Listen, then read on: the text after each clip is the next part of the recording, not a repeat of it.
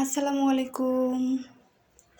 আমরা অনেক সময় অনেক বেশি আটা, ময়দা এগুলো নিয়ে থাকি। এই কারণে সংরক্ষণ করতে আসলে অনেক দিন পর দেখা যায় যে পোকা হয়ে গেছে। আর এই পোকা থেকে রক্ষার জন্য আপনাদের কিছু টিপস শিখাই দেই। হ্যাঁ, টিপসটা হইল কিছু তেজপাতা, এগুলো আগেই ধুয়ে নিয়েছি।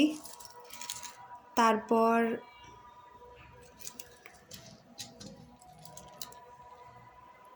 এলাচ, লং এগুলো করব, আটাগুলোর মধ্যে দিয়ে দিব একদম,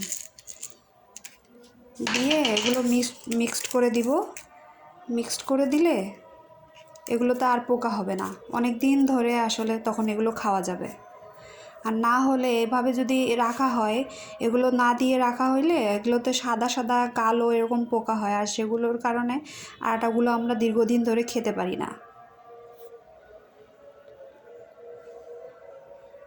দেওয়ার পর আবার সেগুলো একটু মিক্সড করতে হবে, মিক্সড করে রেখে দেওয়া লাগবে।